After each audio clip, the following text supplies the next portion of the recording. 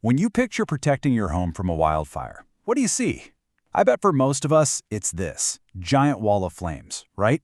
But what if I told you the real threat is way smaller, almost invisible, and that the fight to save your home actually starts right on your own front porch?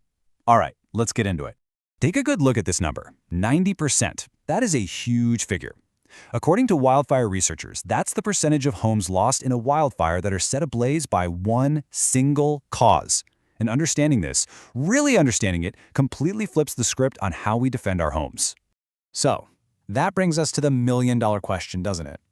If it's not the huge wall of fire we all imagine, then what is the main thing that actually sets a house on fire? The answer to this is the key to everything. And there it is, wind-blown embers. We're talking about these tiny, glowing pieces of burning stuff that can travel for kilometers, way ahead of the main fire. They're like little fiery commandos, floating on the wind, landing on and around your home, just looking for a place to start a new fire. That 90%, that's all them. Okay, so to properly defend against these embers, we have to think differently. We need to start with a pretty fundamental shift in how we see things. We need to stop seeing our home as just a structure and start seeing it for what it is to a fire: fuel. You know, a fire doesn't see a line on a map where the forest ends and the neighborhood begins. It just sees one continuous landscape of things that can burn. This is what experts call the wildland-urban interface, or WUI. To a fire, it's all just one big, combined fuel complex. Your house, your neighbor's garden, the trees down the block, it's all part of the same system. And this quote just nails it, doesn't it? It's so powerful because for so many of us, it's absolutely true. There is a literal, flammable path leading right to your home. And our job as homeowners is to find every link in that chain and break it. So how do you find the links in your chain? You do a quick audit. Just mentally walk around your property. Your house, your deck, that wooden fence, those are built fuels. Then you have the wildland fuels, the pine trees, the shrubs, and yeah, that beautiful bark mulch you put in the garden last spring. Right now, it's probably all connected. So now that we're thinking about everything as fuel, let's focus on where our efforts make the biggest splash. This area immediately around your house. This is what we call the home ignition zone. And this is the one place where you have almost complete control over what happens. Now, this is a really important shift in thinking. The work you do in your own yard isn't just about saving your own skin. It's a community service.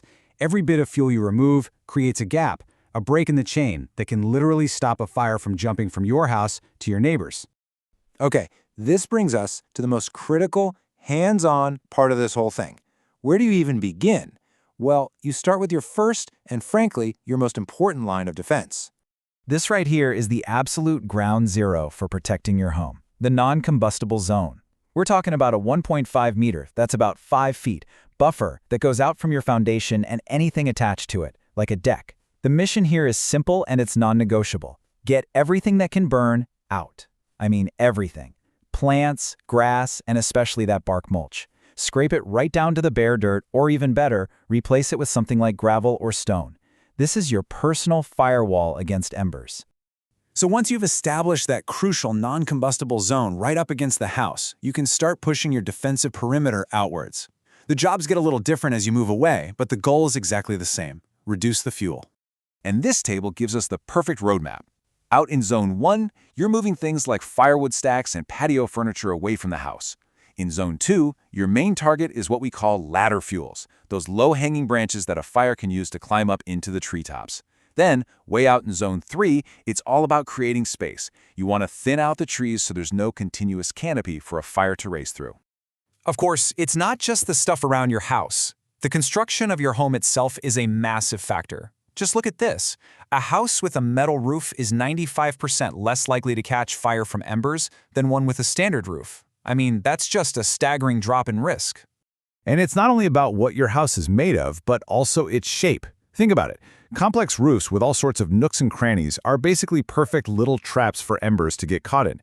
A simple, clean design gives embers nowhere to land and build up heat. It makes your home naturally safer. So let's zoom out one last time here. All of these individual things we're talking about, clearing that zone around your house, trimming trees, choosing the right building materials, they all start to add up to something way bigger than just one house.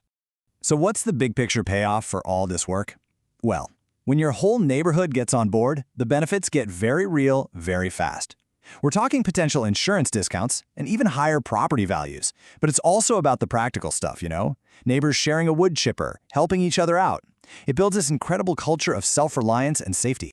And really, that's what it all boils down to. After everything we've looked at today, the question you have to ask yourself is pretty simple.